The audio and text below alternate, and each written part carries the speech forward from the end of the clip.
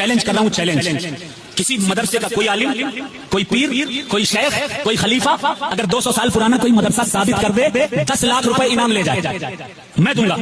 I will give ہم 10 lakh rupees, 10 lakh انعام. 200 سال پرانا کوئی مدرسہ دکھا دے. مدرسے نہیں تھے، خانقاہیں ہوا کرتی تھی.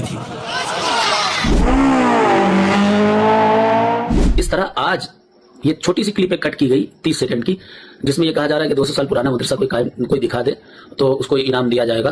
تو انعام کے شائقین کچھ لوگوں نے بغداد کا مدرسہ نکال کر کے لائے اور وہ دکھانے لگے کہ بھائی بغداد شریف میں یہ دیکھیے یہ اتنا 100 سال پرانا مدرسہ، اتنا 100 سال پرانا مدرسہ. میں انڈیا کی بات کر رہا تھا، ہندوستان کی بات کر رہا تھا، جس کی کلپ آپ نے کاٹ کے لگائی ہے تو اس کی پوری تقریر سنیے پیچھے تک. شجر علی صاحب کا دعویٰ تھا، وہ بھی غیر مقید، کہ جو کوئی 200 سال پرانا مدرسہ دکھا دے میں 10 لاکھ روپے دوں گا.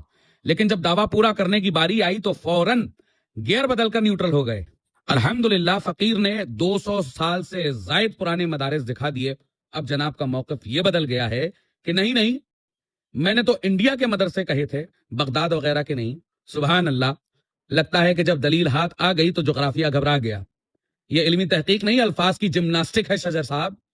چلیے بغداد کو ایک طرف رکھتے ہیں اور صرف انڈیا یعنی ہند کے مدارس گنوا دیتے ہیں تاکہ کل پھر نقشہ نہ بدلنا پڑے. مدرسہ رحیمیہ دہلی، قیام 17ویں صدی، جو کہ 300 سے زائد سال پرانا ہے. شاہ عبد الرحیم شاہ ولی اللہ محدث دہلوی کا علمی مرکز. آروسیہ مدرسہ جو کہ تمل ناڈو میں ہے، قیام 1671 عیسوی، جو کہ 350 سال سے زائد پرانا ہے اور جنوبی ہند کا قدیم ترین سنی مدرسہ ہے. ہوگلی مدرسہ جو کہ مغربی بنگال میں موجود ہے، جس کا قیام لگ بھگ 1817 کے آس پاس ہے، جو کہ 200 سے زائد سال پرانا ہے اور انگریز کے دور پر اہل سنت و جماعت کے علماء نے قائم کیا تھا.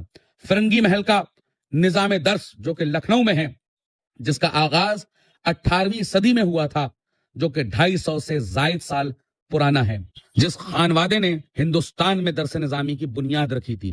اب آپ یہ نوٹ کر لیجئے کہ یہ سب مدرسے نہ بغداد میں ہیں، نہ عرب میں ہیں، نہ مریخ پر، بلکہ اسی انڈیا یعنی ہند کی زمین پر ہیں.